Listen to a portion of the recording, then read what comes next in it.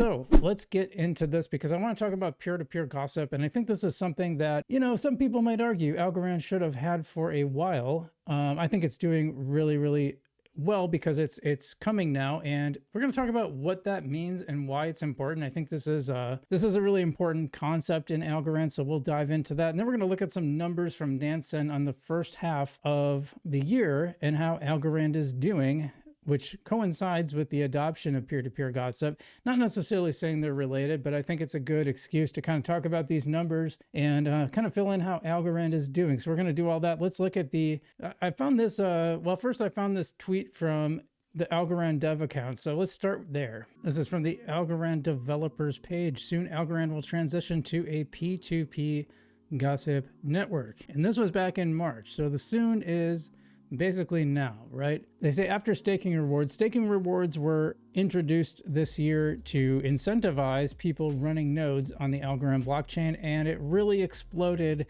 the growth of nodes, leading to more decentralization. There's a key element, though, that some people picked up on. We're going to dive into that a little bit later, but P2P is actually live right now, but you have to, last I checked at least, you have to actually hit a toggle switch to get it to work. So that means, and we'll dive into that more when we get to the more detailed section here. But anyways, the transitioning Algorand to a P2P gossip network architecture will enhance the autonomy of the chain and fortify the protocol's long-term resilience. Upgrade expected in the first half of 2025, which it did happen. That is live. We found that out during the Algorand space where they talked about the roadmap.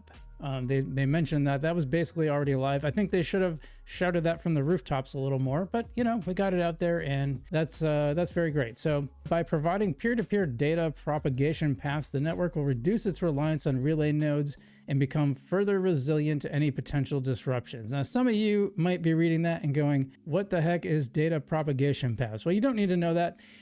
There's a much more detailed explanation coming up, so why don't we dive into that?